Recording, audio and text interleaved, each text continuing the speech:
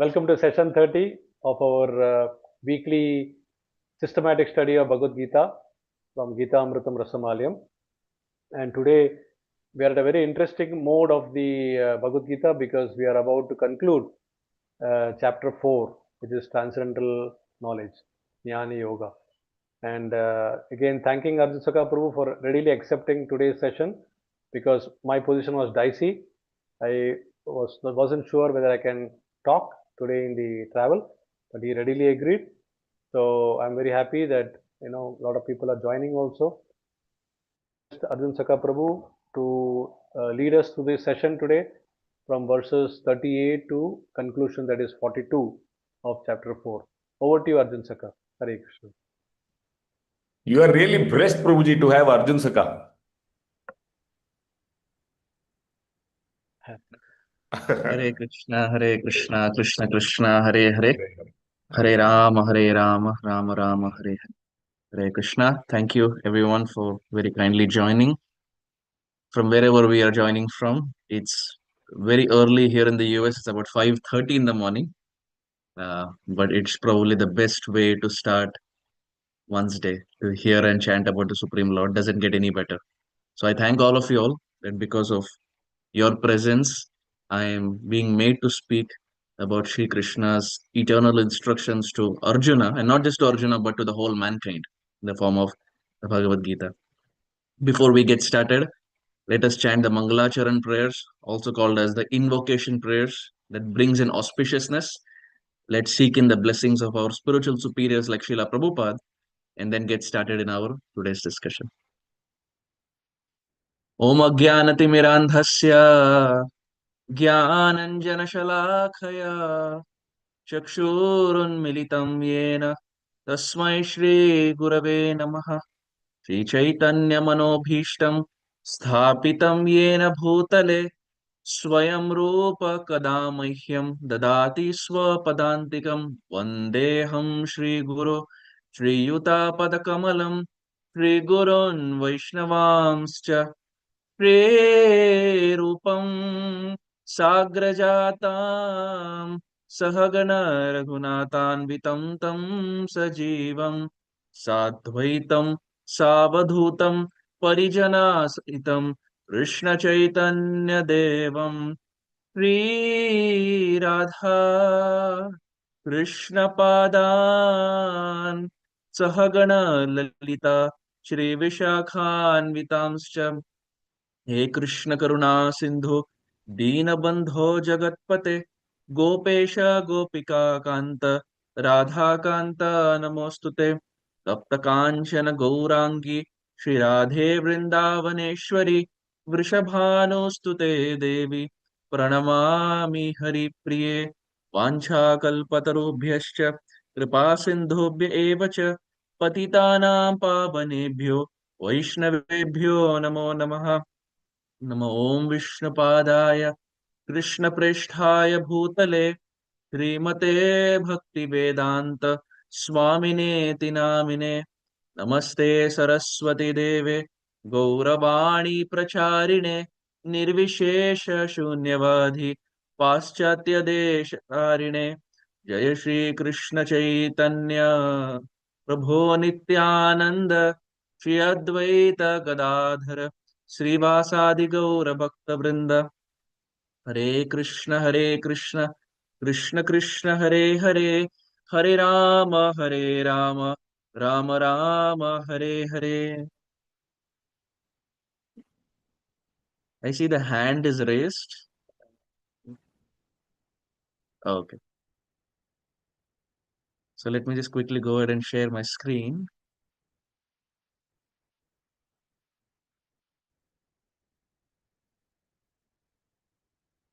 Can we confirm the screen is visible? Yes, Prabhuji, it is visible. Yes, it is visible and clear. Yes. Okay. Thank you so much. So this morning or this evening, based on wherever we are joining from, we'll be doing Bhagavad Gita, that is chapter 4, verses 38 to 42. As mentioned earlier by my father, these are the last set of verses, last 5 verses from 38 to 42. which concludes the 4th chapter of the Bhagavad-Gita. This is verse number 38. Nahi jnanena sadrisham pavitram iha vidyate tatsvayam yoga samsiddha kalena atmani vindati. Verse 38. So what is happening here essentially? Okay, I'll just give me a second. Okay, so I'll go back. So this verse 38, and in the translation, Krishna is explaining that in this world, there is nothing so sublime and pure as transcendental knowledge. Such knowledge is the mature fruit of all mysticism, and one who has become accomplished in the practice of devotional service enjoys this knowledge within himself in due course of time. So Krishna is basically talking about transcendental knowledge as to how it is sublime, and there is nothing that equates knowledge. And if we see on the top, Srila Sridhar Swami, who is the original commentator to the Srimad Bhagavatam, he presents a leaf. What is the leaf that's happening here? He's explaining that there is nothing as pure as knowledge. Then why doesn't everyone strive for this knowledge only? This is explained in 1.5 verses from now. Arjun So in Sakha, a is the flow, recording button on? yes, it's on. Okay, thank you. So in a flowchart way of presenting, in this verse, what is Krishna explaining? One is transcendental knowledge, which is the spiritual understanding. And henceforth, we will see this word of transcendental knowledge. It will be abbreviated with TK, so transcendental knowledge. So this transcendental knowledge has 3 facets to it. One, it is mature fruit of all mysticism, as it is explained in the translation. Second, it is sublime and pure. And third, it leads one to liberation. Naturally, because it is coming from the lotus lips of Krishna, it has to be pure. It has to be pure, sublime. And because Krishna is speaking it, anyone who practices it, it leads to liberation. So now what is the fruit? What is the mature fruit? When we say it's the mature fruit of all mysticism, what is that mature fruit of this knowledge? It is devotional service. Why? Because love means there has to be service. A mother loves the child, but the mother just doesn't say, "My dear child, I love you." The mother does it through actions, right? When the parents say, "My dear son, I love you," it's not just saying it. They do it through actions. Why? Because in English, love is a verb, and verb means action, which means love is always an action. It's not just verbally saying it, it's putting into practice. So if in this world, if the mother and father can do service to their child and demonstrate their love, similarly, on a spiritual plane, the devotee demonstrates his love to the Supreme Lord, to the divine, by devotional service. So this devotional service, we see, is also called in Sanskrit as seva. Oftentimes we see in colloquial language, it's called as seva. What is this seva? What does the seva mean? We see we can understand this analogy with, we're talking about Bhagavad Gita and Mahabharata. You see, in the Mahabharata, we find when Krishna is driving the chariot, he's driving the chariot for Arjuna. And in that chariot, Hanumanji is present. How is Hanumanji present? Hanumanji is present in the flag of that chariot. There is a flag, and in that flag, Hanumanji is present. Now it's very interesting. Who is Hanumanji? Hanumanji is the celebrated hero of the pastime of Sri Ram, which means in the previous age, Krishna appeared in Dwapar Yuga. That is in the previous age, that is Treta. In Treta Yuga, Hanumanji is a celebrated hero. When Mother Sita got kidnapped, Sri Ram sent the ring to Mother Sita through Hanumanji. Right? That's when Hanumanji set Lanka on fire. Even when the opposite army had to be fought, it was Hanuman who was there at the forefront. Even when the bridge, Setu, Ram Setu had to be built, it was Hanumanji at the forefront. So he, who is the most respected, celebrated hero of the previous age, now takes a very insignificant position as that of being in the flag. Now the interesting part is, when Arjuna got bewildered, which is what we are talking, the whole of Bhagavad Gita, when Arjuna gets bewildered and he's not in a right state of mind, whether to fight, whether not to fight, my family members are there, this and that.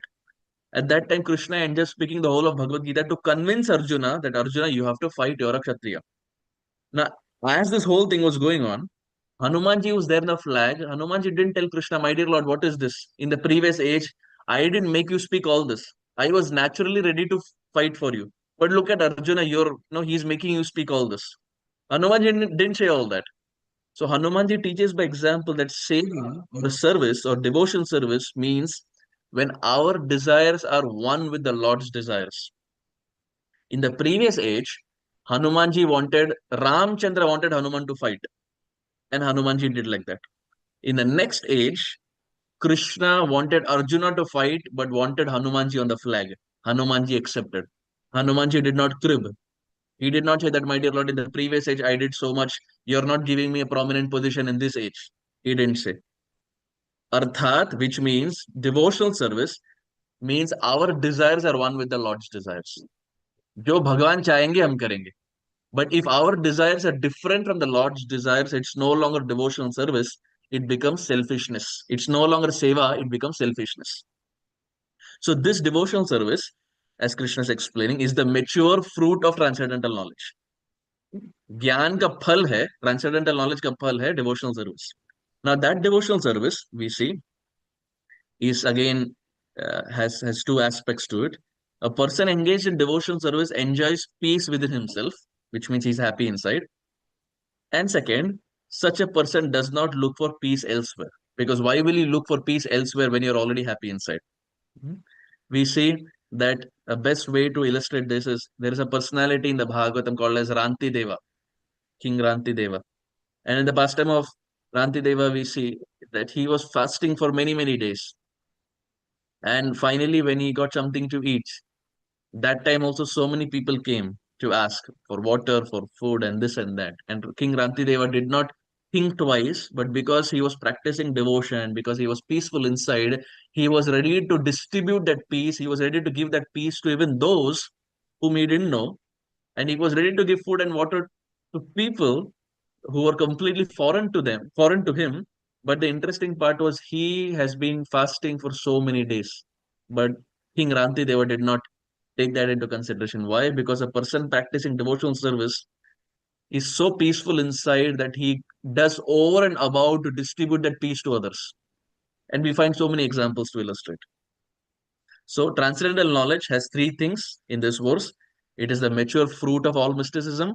It is sublime and pure, and it leads one to liberation. And the mature fruit, the phal of this transcendental knowledge is devotional service or seva, as we explained with example.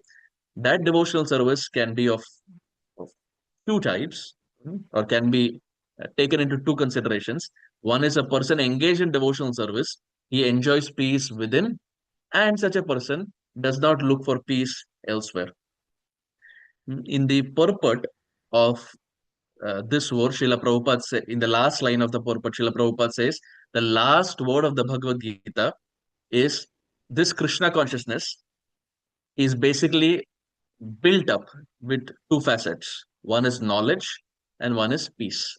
When a person is knowledgeable and when a person is peaceful, that's when a person is truly in Krishna consciousness.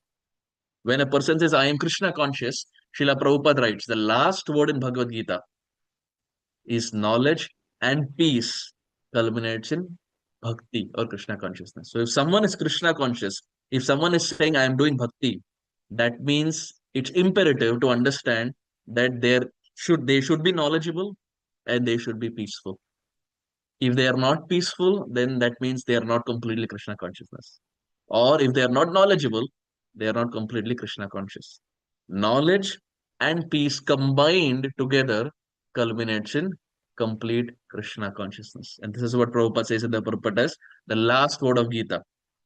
But now this is all that we discuss is transcendental knowledge. Now, if a person is ignorant about this, पता ही नहीं है, हमें पता ही नहीं था. Oftentimes people say, right, अरे हमें पता ही नहीं था, हमें पता होता तो हम ऐसे कर देते, which is ignorance. So, Srila Prabhupada and Krishna in this verse, they explain, if there is ignorance, then that ignorance becomes the cause of bondage. Because ignorance is no excuse.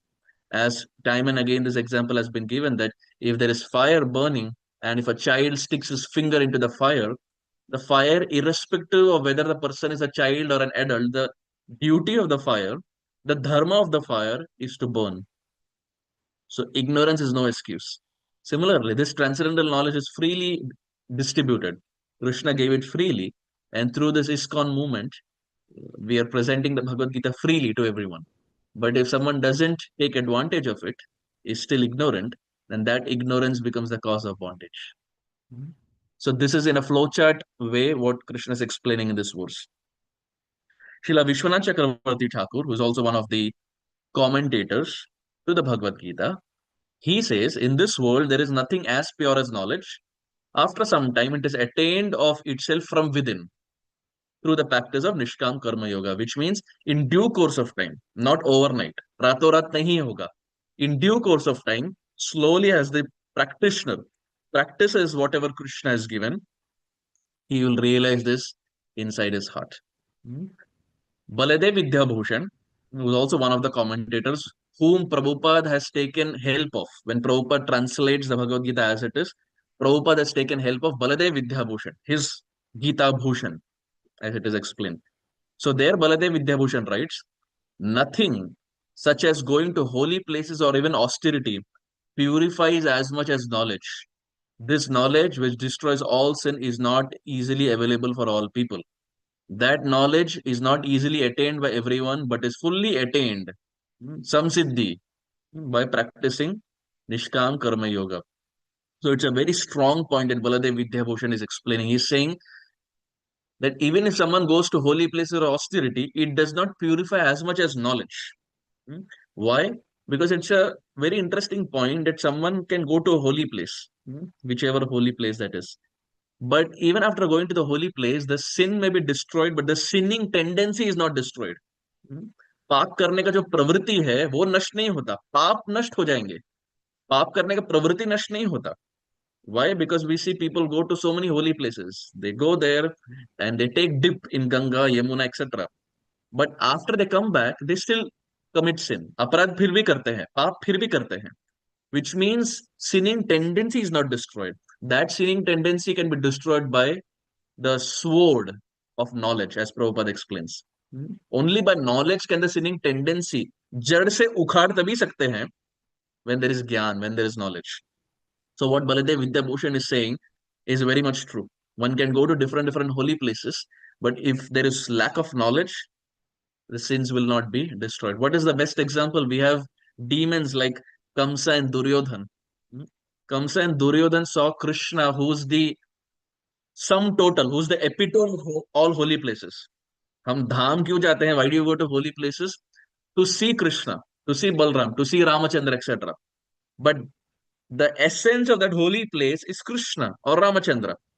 But Kamsa and Duryodhan were standing in physical proximity of Krishna.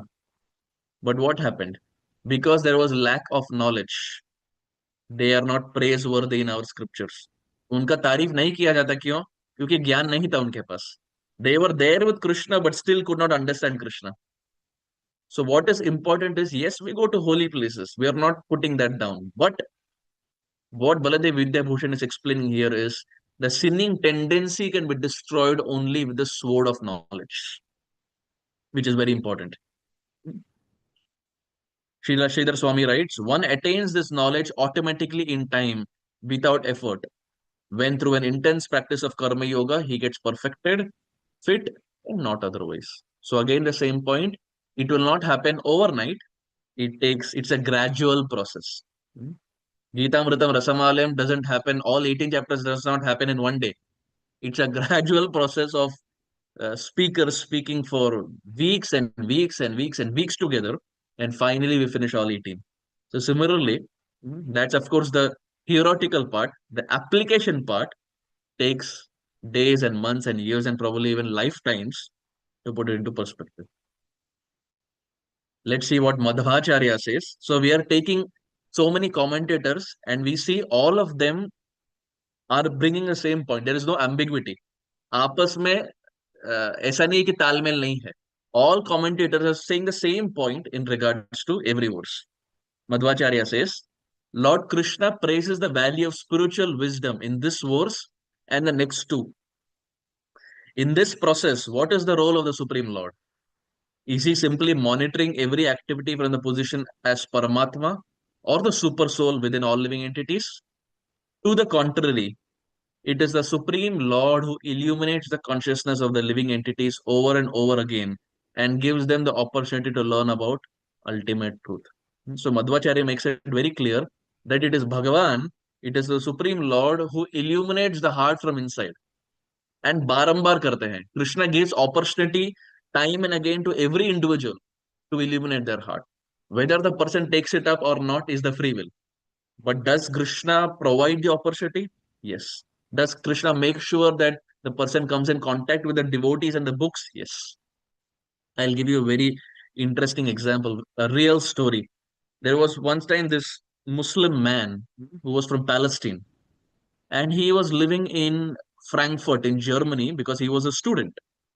So, because he was a student, one time he went to a restaurant and he was sitting on the table. He had placed this order and he was sitting on the table.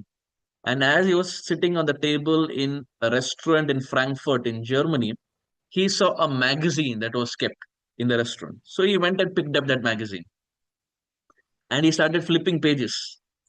And while he started flipping pages, in one of the page, it was written, "If you want to know God, bracket Krishna, come to me." Very strong statement. If you want to know God, that is Krishna, come to me. Who had written it? Srila Prabhupada. What was the magazine? Back to Godhead magazine. So this person, who was a Muslim from Palestine, he saw this and he was amazed that a person is so confidently saying that if you want to know Bhagavan, come to me, I will teach. So he got so inspired that at the last page, he saw the address of the Frankfurt temple, ISKCON Frankfurt. So he went to the temple and purchased the books of Srila Prabhupada because he first wanted to read the books. So he read couple of books and he was so inspired that he wanted to join the temple. So when he went to the temple to join, when the devotees got to know that he is a Muslim, they were not very interested to keep him in the temple. Why?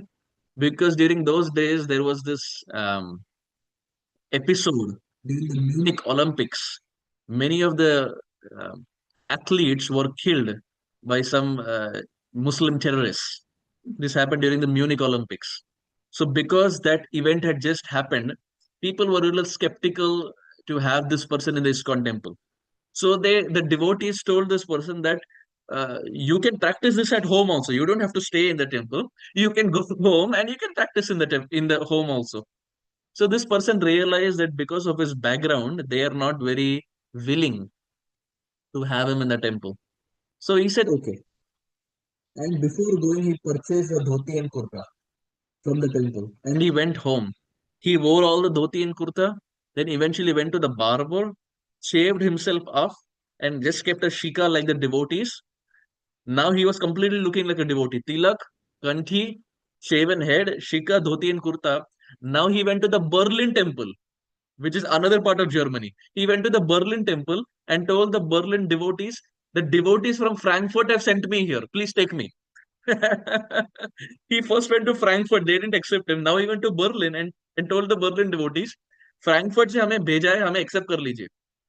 So during those days, there is no WhatsApp, no nothing, no posters. So they just accepted. And he joined the Berlin temple and started practicing. Eventually, he met Srila Prabhupada. And Prabhupada initiated him and gave him the name Ravanari Das. Hmm? Ravanari Das. Ari means enemy. So he, who's the enemy of Ravana, that is Prabhu Sri Ram. Unke Das, his servant. Ravanari Das. Now, why is this interesting, dear devotees? Ravanari Prabhu became the devotee who translated the Bhagavad Gita into Arabic language for the very first time. In the history of ISKCON, Gita was never translated to Arabic. Ravanari Prabhu, who came from Palestine, was Muslim by birth. After meeting Prabhupada, got so inspired, took initiation, he ended up translating the Gita into Arabic language. Unfortunately, he left this world in 2018.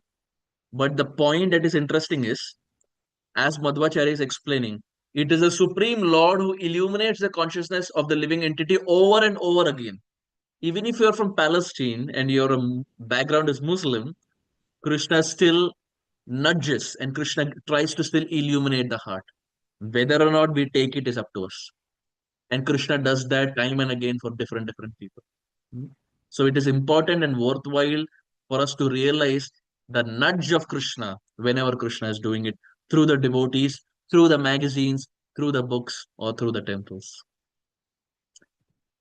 We go to next verse number 39. Shraddhava labhate jnanam tatparah samyatendriyah jnanam labdhva param shantim achirena digacchati.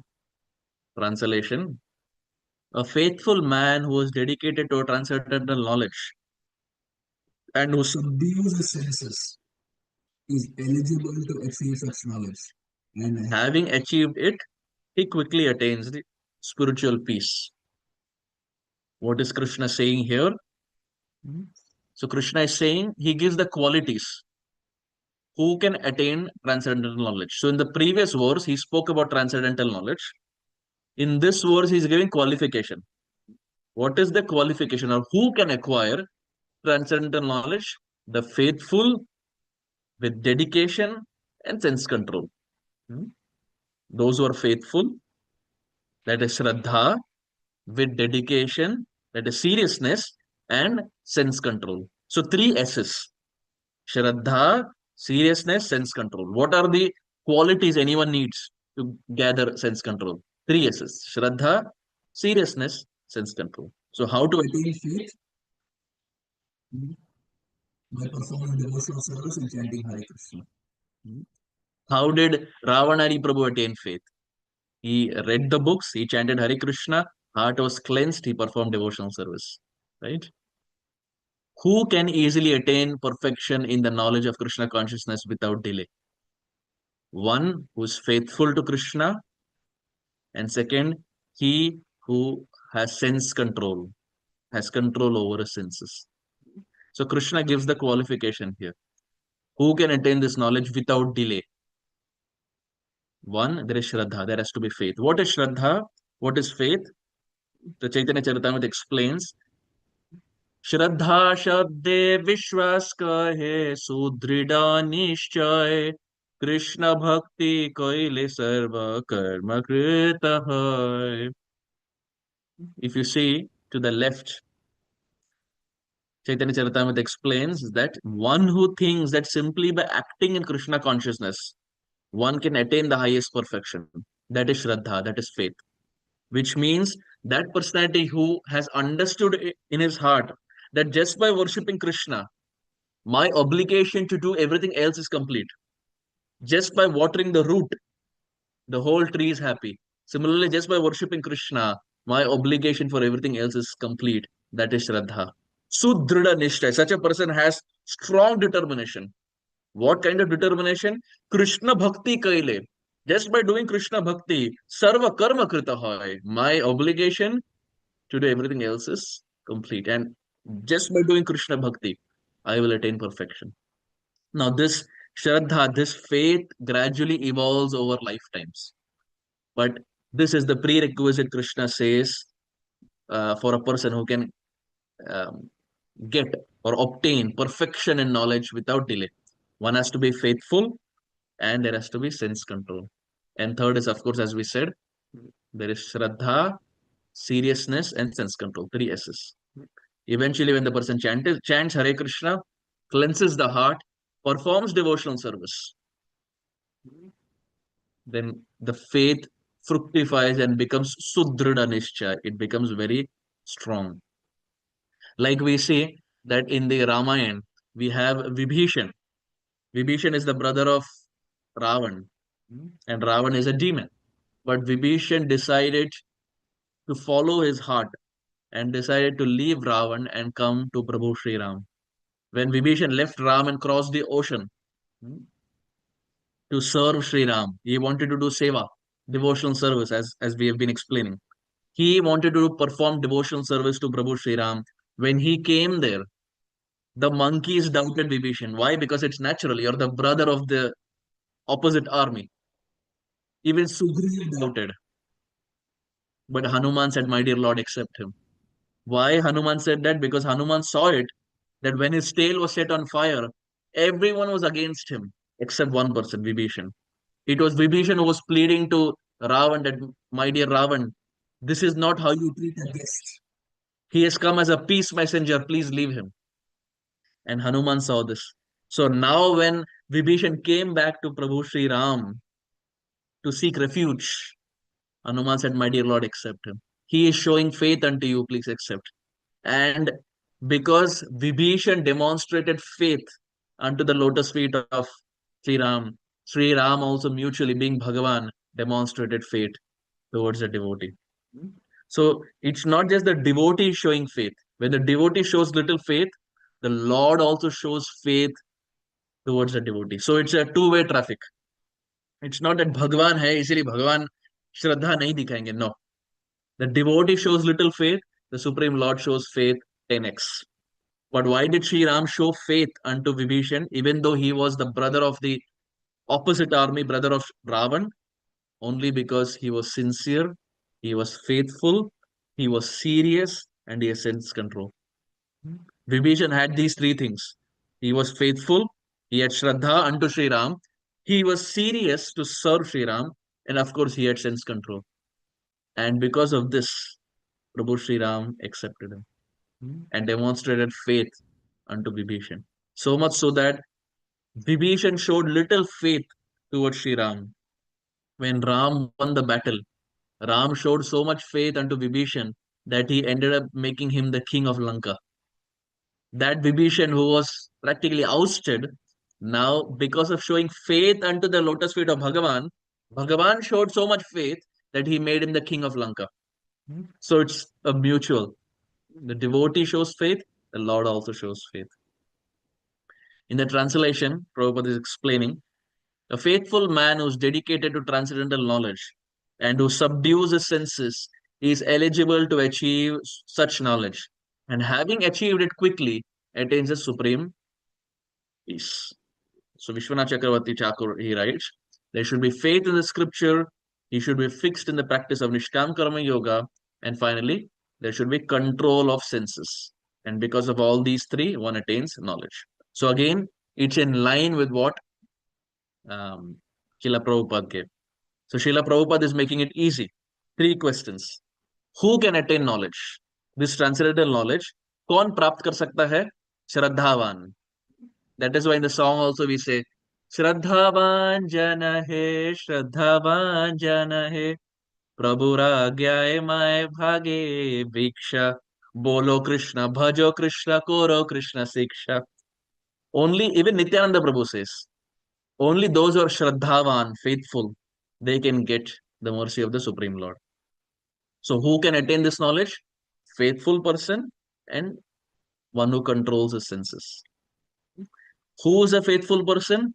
One is called a faithful man who thinks that simply by acting in Krishna consciousness, he can attain the highest perfection. Shraddha Shabde Vishwas Kahe Sudrida Nishchay, Krishna Bhakti Koile Sarva Karma Krita Hai. How to attain this faith?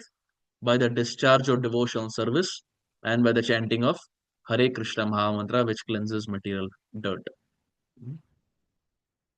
I recently heard this story, very interesting, that one time there was this person who was put behind bars. He became a prisoner. Why? Because he ended up killing two people who are not white in complexion, so a racist basically. He ended up killing two people and he was put behind bars and it was without parole, which means without bail. So lifelong in jail. There's no way of coming out. So now he was in jail and eventually by the mercy of Krishna, he got in touch with ISKCON's prison ministry. So ISKCON's prison ministry is that wing of ISKCON where the devotees go to the prison and distribute books and try to preach. So he came in contact with the prison ministry and he got the Bhagavad-Gita as it is. He started reading the Bhagavad-Gita as it is. Exactly the same book that you and I are reading. Being in the jail, करने के लिए कुछ है नहीं. He started reading the Bhagavad-Gita as it is. He got so inspired reading Bhagavad-Gita that he started chanting Hare Krishna. He started chanting Hare Krishna. He started chanting 16 rounds in the jail, started following regulative principles, and was now so inspired that he wanted to take initiation. He wanted to take Diksha. But jail के अंदर दीक्षा कहाँ से ले? You have to be outside of the jail to get initiation. Even to approach a spiritual master, Tadvidi Pranipatena Pariprasthena, even to get all of that, you have to be outside of the jail.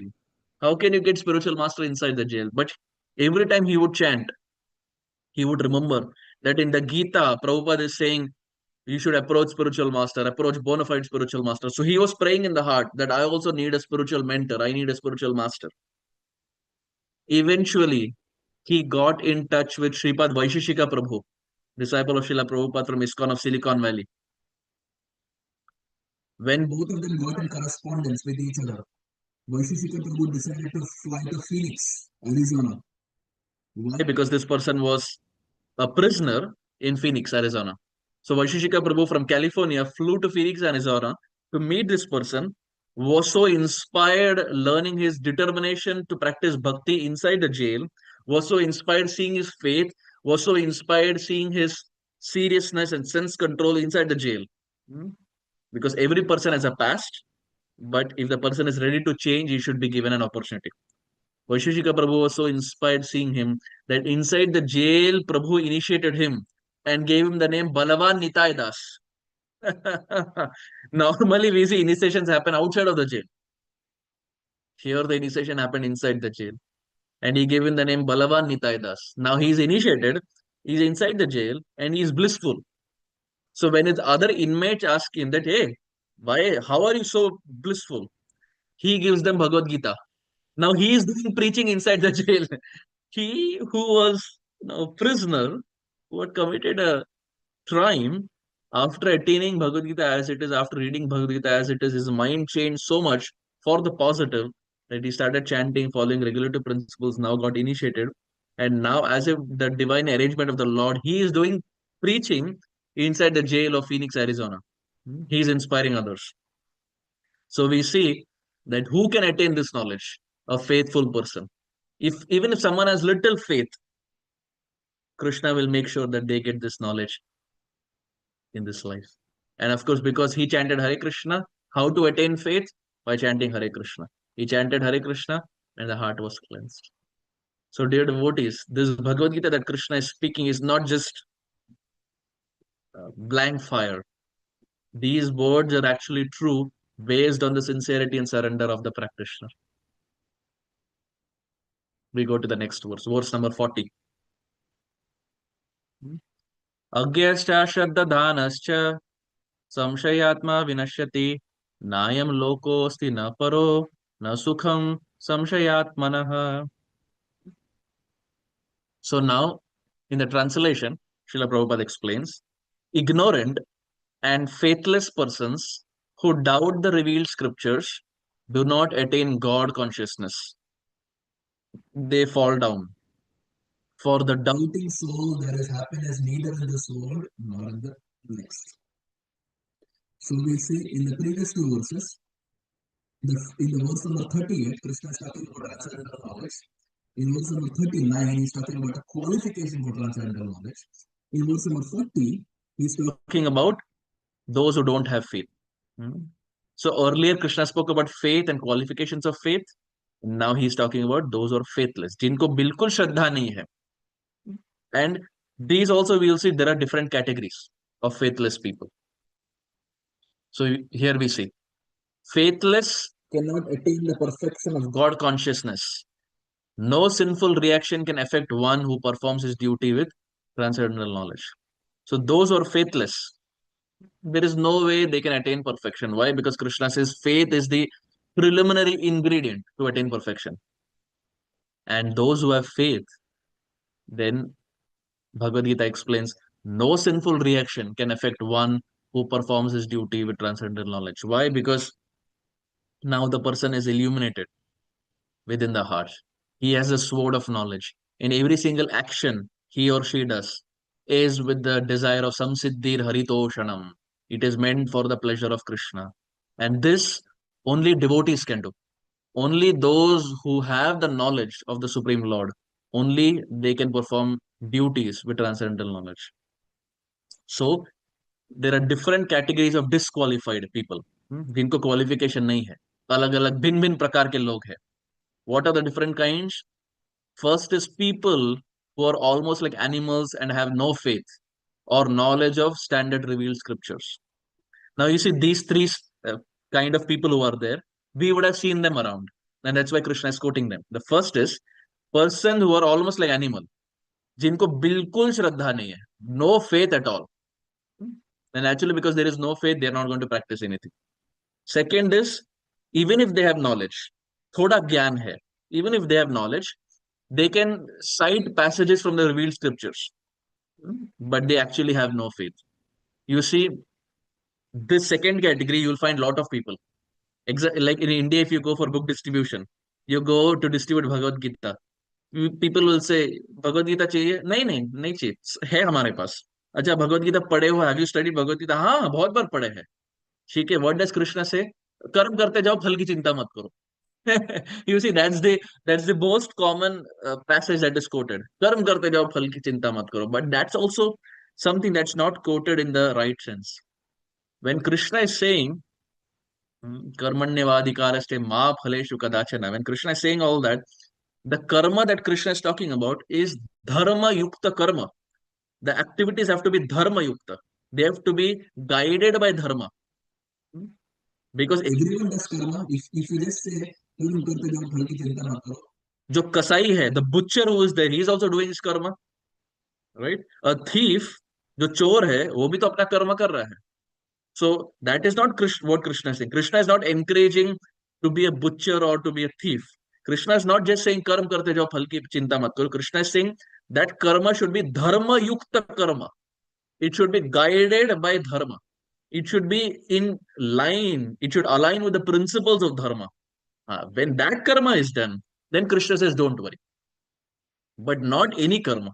Because butcher is also thinking he is doing karma, thief is also thinking he is doing karma, a murderer is also thinking he is doing his karma, but not any karma. So this second category you will find many people. They have little knowledge and they will quote passages from scripture, but there is no faith. And whatever passages they quote, that is also not proper understanding. And the third category is even if they may have faith in scriptures, they do not believe in the worship of the Supreme Personality of Godhead. पढ़े होंगे, थोड़ा भगवद गीता पढ़े होंगे, but still in their heart they will not be convinced that I should worship Krishna, I should worship Radha and Krishna, I should worship Prabhu Shri Ram. There will be no faith. This category also we see. They will study Bhagavad Gita, they would have studied Gita, but मूर्ति के अंदर भगवान है, किसने देखा है? भगवान वास्तव में किसने देखा है? हाँ ठीक है, होंगे द्वापर में, लेकिन अब कलयुग में किसने देखा है? That's the third category. Even if they have little faith in scriptures, they really don't believe that they should worship the Supreme Personality of Godhead. So in the 7th chapter, we will see as the Gita Amritam Rasamalam unfolds. In the 7th chapter, Krishna says, Bahunam Janmanam Ante Jnanaman Mam Prapadyate Vasudevam Sarvamiti Samahatma Sudurlabha. Krishna says, Bahunam Janmanam Ante. After many births and deaths, after many lifetimes, Jnanaman Mam Prapadyate. There will be one person who will be in knowledge. Of whom? Of me. Jnanavan Mam Prapadyate. After many lifetimes, there will be one person who will understand me in proper knowledge. Vasudevam Sarvamiti. That person will understand Vasudev ही सब कुछ है, भगवान ही सब कुछ है, भगवान से बढ़कर कुछ नहीं है, भगवान के भक्ति से बढ़कर कुछ नहीं है, भक्तों से बढ़कर कुछ नहीं है. There is nothing superior to the devotees of the Lord. Vasudevam Sarvamiti. Sa Mahatma Sudurlabha. Krishna says such a person is very rare. Sa Mahatma. Aise Mahatma Sudurlabha. Such a person is very rare. So we see most times these are different categories of disqualified people. And to be really qualified, Krishna says it comes after many lifetimes. Bahunam Janmanamante. Chapter 7, text 19 of the Bhagavad Gita. So now these are different categories as Krishna is explaining. What is the worst? Those who have no faith and is always doubtful and make no progress. There is zero faith and they're always doubting. ऐसे करने से वैसा होगा, किसने देखा है? If by doing bhakti or by chanting Hare Krishna, heart will be purified, who has seen it? Those who are always doubtful and there is no faith, such a person will never make any advancement. They will never make any advancement, and they will only criticize others. But Krishna says, what is the solution to success? So Krishna gives a problem statement and he gives a solution also. Every verse he will say. Krishna gives a problem statement which is visible around, and then he gives a solution. What's the solution? Follow the principles of the revealed scriptures with faith and rise to the platform of knowledge. There has to be little faith that everyone needs to start. When we went to our school and kindergarten, and when they told us A, B, C, D, E, F, G, and 1, 2, 3, 4, 5, 6, we just accepted. And based on that, a person leads the next 70, 80, 90 years of their life based on one principle which was taught in his childhood, right? And life unfolds based on what we learned, and then everything falls into perspective. Why? Because the child put his faith in whatever the teacher taught. So if we can put faith in teachers of this world, why not put faith in the ultimate teacher who's Bhagavan himself? जब इस जगत के लोग पर हम श्रद्धा रख सकते हैं, भगवान पे क्यों नहीं रख सकते? Why should there be so much questions and ambiguity in having or accepting the Supreme Lord as Bhagavan? It is visible and evident through his actions, and it is visible and evident through his speech. So Krishna gives a solution. What is the solution? Follow the principles of the revealed scriptures with faith and rise to the platform of knowledge. Second, only this knowledge will promote one to the transcendental platform of spiritual understanding. And third, follow in the footsteps of the great acharyas who are in parampara and attain success. Very important. The third point, this transcendental knowledge cannot just be attained all by oneself. We have to be under a superior.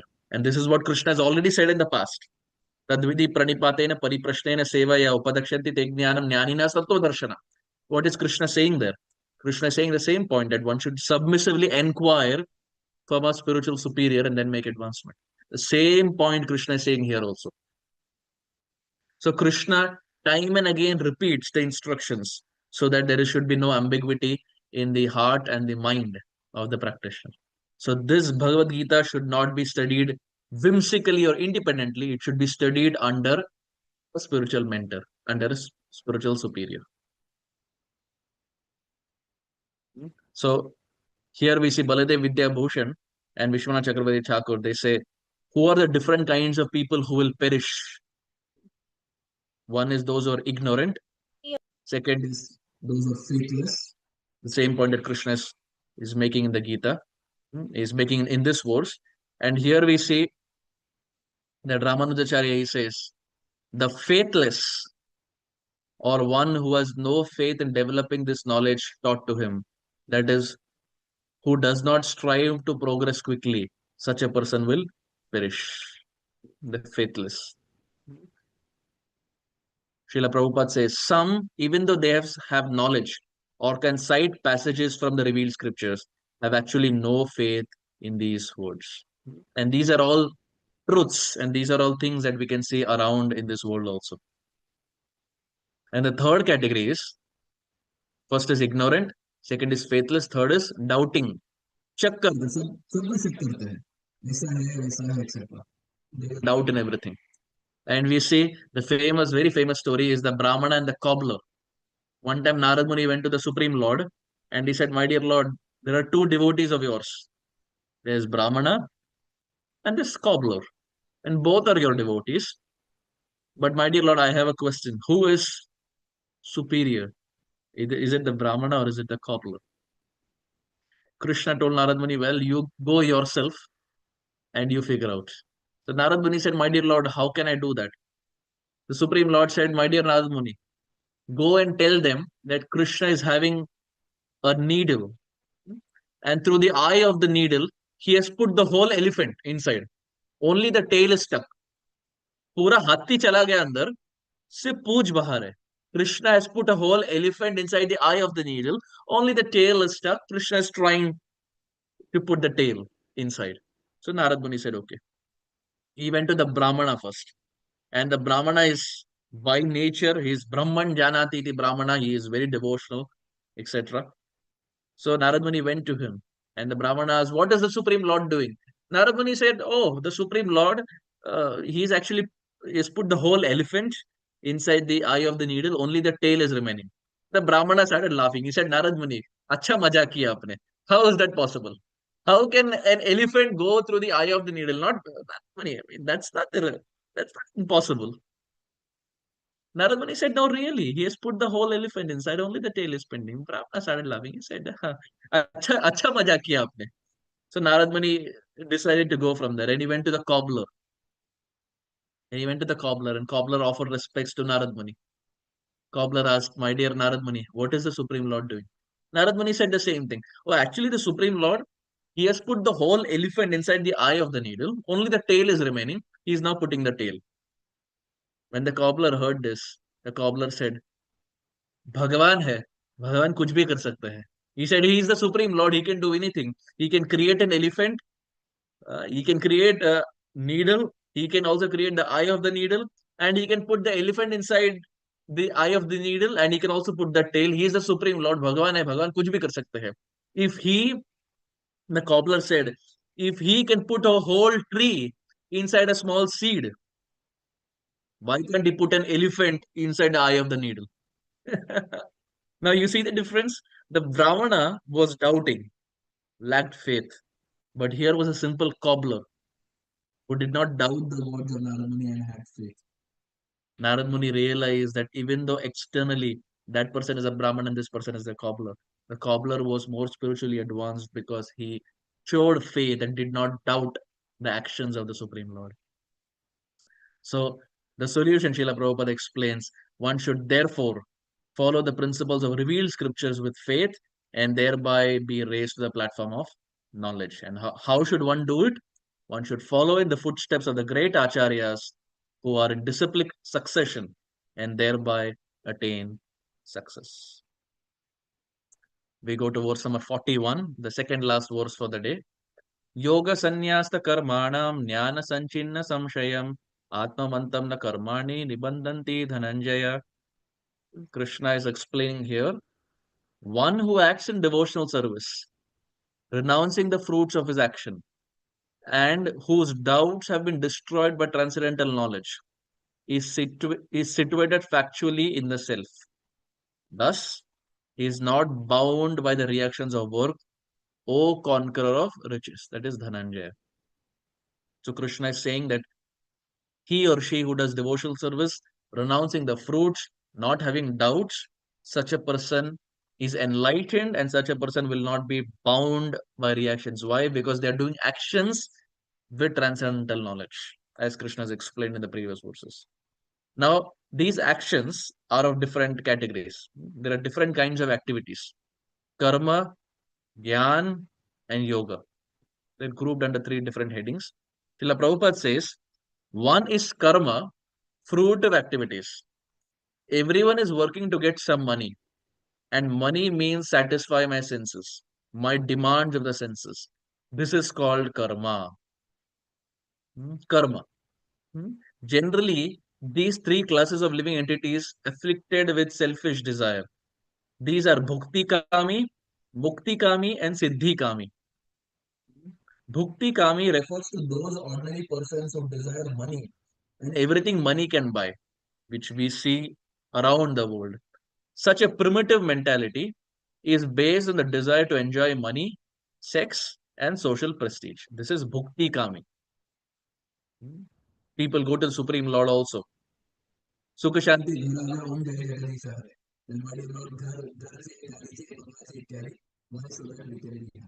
This is bhukti kami.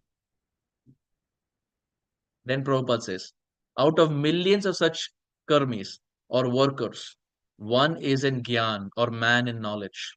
When a man comes into the platform of knowledge, when he becomes frustrated by working hard and tasting the results of karma, when one is not satisfied, then he comes to the platform of knowledge. Knowledge means inquiry. What am I? Why am I frustrated? Why am I confused? What is my position? That's why you say the Vedanta starts with this aphorism. Athato Brahma Jigyasa. Who am I? What is the reality? We see even the logo of the Bhaktivedanta Institute that Srila Prabhupada named and that Sripad Bhakti Swarup Damodar Maharaj was leading and the director. Even in the logo of the Bhaktivedanta Institute, the the thing that is coined or the thing that is written is Athato Brahma Jigyasa, the first aphorism of Vedanta, which means now is the time to inquire. After getting human birth, now also if we don't inquire, say Pashu Bada Durachar. The human life is meant to inquire. So here we see that the first is bhukti, those who want money, car, house, etc., which is not bad because you need that in this world also. But the next person is a person in gyan, a person in knowledge who realizes that even after all this, mind is not happy. And there's so many examples. Recently, we would have seen the news of Elon Musk, and then the founder of Tesla and SpaceX. He reached a net worth of $850 billion. Mm. He had a net worth already of about 300 billion. In the last couple of days, about 500 billion increased. So now his net worth is $850 billion. But recently, 1 or 2 days ago, Elon Musk made a statement that whoever said money cannot bring happiness was actually correct. This is Elon Musk's statement. He said, whoever coined this statement that money cannot bring happiness was actually correct. Now, you and I will not be able to resonate, but he who has so much wealth, he is saying it outright. And there's so many examples. How about Jim Carrey, the Hollywood actor? Jim Carrey famously had said, I want everyone to be rich and famous so that they know this is not the answer to life. Now you're talking about popular famous personalities. Similarly, Virat Kohli. The whole world wants to follow Virat Kohli and become a cricketer. There is a famous interview that's there online where Virat Kohli says the same thing that I have success, I have fame, I have money, but still there are days that I'm unhappy. This is the same thing that Gita says, my dear devotees. We don't have to become that to experience it. A man is intelligent when he sees and reads the uh, words of the Supreme Lord and understands if Bhagavan is saying it is truth. Krishna is saying bhukti, mukti, they're all restless. They're all restlessness. When a living being becomes frustrated with this hallucination, he takes to the path of speculative philosophy and analytically tries to track down the source of illusion. Such a person is called mukti kami because he desires to negate material illusion and merge into impersonal spiritual state free from anxiety. The mukti kami is also motivated by personal desire, although desire is somewhat more elevated. So first was bhukti kami, this is mukti kami, and we go to the third, siddhi kami. Similarly, the siddhi kami or the mystic yogi who desires the spectacular powers of mystic yoga, such as making oneself smaller than the smallest, or lighter than the lightest, is also infected by material or selfish desire. Therefore, it is said, Sakali Ashant. The Bhagavatam explains, Bhukti, Mukti, Siddhi, Kami, Sakali Ashant, Krishna Bhakta Nishkam Ata Eva Shant. These three kind of people are Ashant, restless. Bhukti Kami, Mukti Kami, Siddhi Kami. Sakali Ashant. But who is Shant, who is peaceful? Krishna Bhakta Nishkam Atha Eva Shant. Bhagavatam explains. Those who are Krishna Bhakta, they will be Shant. So we see in this pendulum also, we have one who is a bhogi, which is again extreme. One is a tyagi, which is again extreme, but a devotee is in the center. A bhakta is in the center. He will know how to collect wealth and use that wealth for Krishna. And he will not be a tyagi because he will understand how much to renounce for the pleasure of the Supreme Lord. Whatever the Lord has said, he will renounce that much. And primarily Yukta Vairagya, he will renounce uh, and use that in the service of the Supreme Lord. He will renounce it for himself, but use it for the Supreme Lord, called as Yukta Vairagya. So here we see Srila Prabhupada is saying, so one has to understand it is not to be accepted blindly. It is not forced upon anybody. Try to understand scrutinizingly with all your arguments, and you will find it sublime. It is sublime. So, a faithful man who is absorbed in transcendental knowledge, this is transcendental knowledge, that simply by discharging my duties in Krishna consciousness, all the duties will be performed. Shraddha or faith, as we said, means I will be perfect in fruitive activities, I will be perfect in knowledge, I will be perfect in mystic advancement, and I will be perfect to understand the absolute truth. This is called firm, unflinching faith. Srila Prabhupada says this in the purport. By bhakti, I will be perfect. I don't have to endeavor things separately. I will get peace just by performing the path of Krishna consciousness. So, faith, in essence, to summarize, the faith is attained by discharge of devotional service, by chanting Hare Krishna Mahamantra, and over and above, there should be sense control, as we said. Shraddha, sense control, and seriousness. The three S's that one should have for faith to build in the heart, for transcendental knowledge. We see the same with Bilva Mangala Thakur also. A very famous story. Bilva Mangala Thakur was attracted initially to a prostitute, and the prostitute told Bilva Mangala Thakur, "What is this? What are you doing? If the same faith that you showed unto me, if you showed unto Krishna, then you would have made so much spiritual advancement." And Bilva Mangala Thakur was amazed when he heard this from a prostitute, that immediately he left her, went to Vrindavan, and channeled or redirected that same faith that he had to the prostitute unto the lotus feet of Krishna, and eventually ended up becoming one of the most celebrated acharyas in our sampradaya. So, how did that happen? It was again through faith. Faith got redirected to the right place. So, in essence, Srila Prabhupada says, what is the essence of everything? To always remember Krishna and to never forget him. Because when someone always remembers Krishna, there can be nothing wrong. Kathanchana smrite yasmin duskaram sukaram bhavet vismritam viparitam syachi chaitanya namamitam. The Chaitanya Charitamrita explains Kathanchana smrite yasmin. Just by remembering the Supreme Lord little, duskaram sukaram bhavet. That which is duskaram, which is very difficult to obtain, sukaram becomes very easy. Vismritam viparitam syat. But if someone forgets the Supreme Lord, then that which is easily obtainable becomes difficult. Shri Chaitanya Namamitam. I offer my obeisance to that Chaitanya Mahaprabhu. Remembering whom, जिनका स्मरण करने मात्र से जो कार्य मुश्किल है वो आसान बन जाता है, और जिनको भूलने से जो कार्य आसान है वो मुश्किल बन जाता है. कथंचन स्मृत यस्मिन् दुष्करम सुकरम भवेत विस्मृतम विपरीतम स्यात् Shri Chaitanya नमामितम. And this holds true not just for Chaitanya Mahaprabhu, it holds true for Krishna. This is why Prabhupada again and again would say, always remember Krishna, never forget Krishna. Smartavyam satatam Vishnu, vismartavyo na jatuchit. Always remember Vishnu, never forget Vishnu. Or always remember Krishna, never forget Krishna. And finally, we go to our last verse, which is verse number 42. Tasmat ajnana sambhutam hristitam jnana hristitam jnana shinatmanah chitvainam samshayam yogam atishtotishtha bharata. Therefore, the doubts which have arisen in your heart out of ignorance should be slashed by the weapon of knowledge. Armed with yoga, O Bharata, stand and fight. Krishna says the same point here. Knowledge of self, which is pure spiritual activity. The understanding of one's own self, which is also called as the constitutional position. Hum kaun hai? And the truth regarding the spiritual personality, that is Bhagavan. Which means two questions. Who am I? Who is God? One who follows Bhagavad-Gita, they can understand these two. Hum kaun hai? Bhagavan kaun hai? And one more.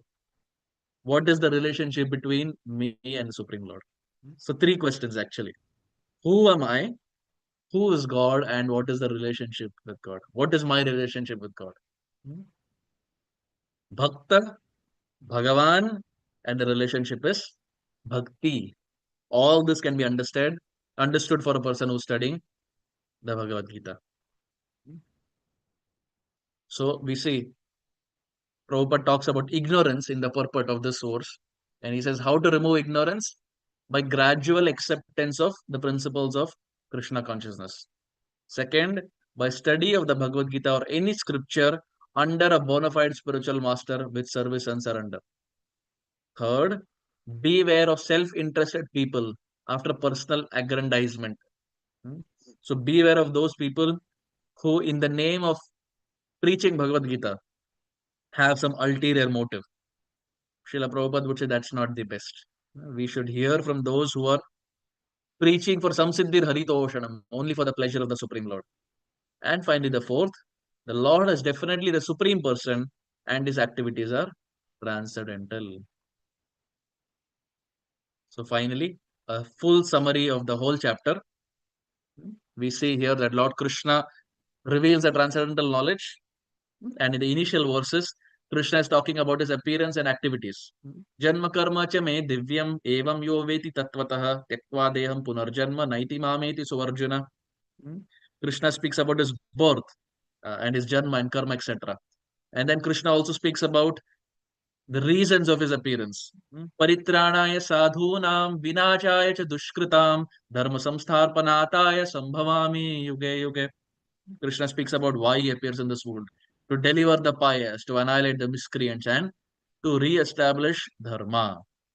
So on the left-hand side, Krishna, you see, he starts this chapter by giving transcendental knowledge about his appearance, his activities, and the reason for his appearance. That's the first part of this chapter. The second part is Krishna speaks about how he reciprocates according to the degree of surrender. Everyone ultimately surrenders to Krishna, for it is Krishna who awards fruits of work. And then Krishna also speaks about the Varnashram system. Chaturvarnyam maya srishtam gunakarma vibhagasha. He speaks about Chaturvarnyam, which we have discussed earlier. Krishna creates a Varnashram system according to the modes.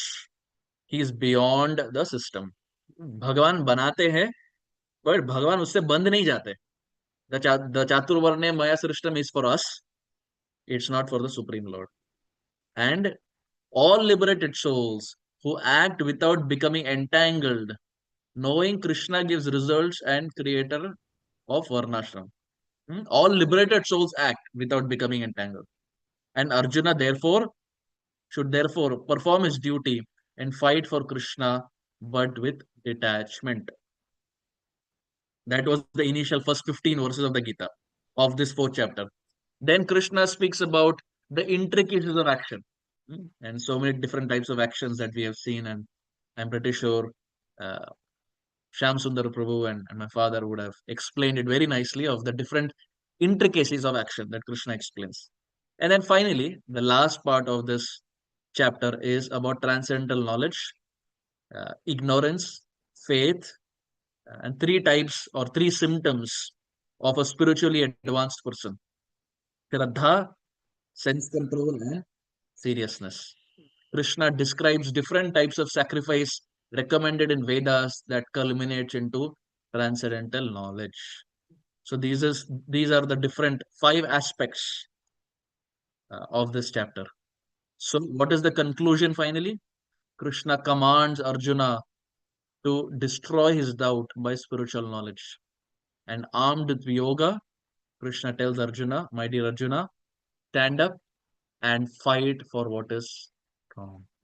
In this way, we see the 4th chapter of the Bhagavad Gita ends, and we will eventually see how Krishna takes Arjuna into different conversations and tries to dispel the darkness that Arjuna has in his heart in regards to whether he should fight or not.